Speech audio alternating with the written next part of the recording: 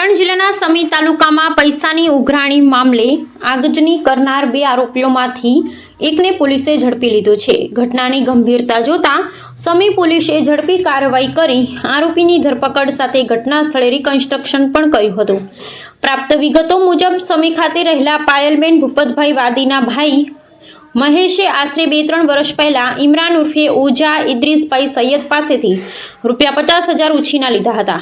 આ રકમમાંથી મોટા ભાગની ચૂકવણી થઈ ગઈ હતી, પરંતુ ₹15,000 બાકી રહેતા ઇમરાન દ્વારા વારંવાર ધમકીઓ આપવામાં આવતી હતી।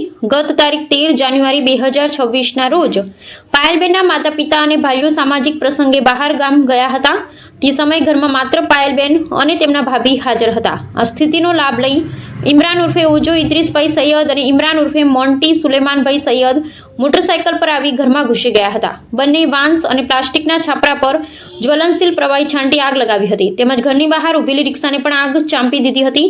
આગજનીની ઘટનાની જાણ થતાં જ સમી પોલીસ તાત્કાલિક તપાસ શરૂ કરી હતી। પુરાવા અને ટેકનિકલ આધાર પર એક આરોપીની ધરપકડ કરવામાં આવી હતી। આરોપીની પૂછપરછ બાદ પોલીસે તેને ઘટના સ્થળે લઈ જઈ સમગ્ર ઘટનાનું રિકન્સ્ટ્રક્શન કરાવ્યું હતું, જેમાં આગજની કેવી રીતે કરવામાં આવી હતી તેની વિગત મેળવી હતી। હાલમાં ઇમરાન ઉર્ફે ઓજો ઇદ્રીસભાઈ સૈયદ ફરાર હોવાથી તેની શોધખોળ હાથ ધરવામાં આવી છે। સમગ્ર પોલીસ મામલે સમી પોલીસ દ્વારા વધુ તપાસ ચાલુ છે।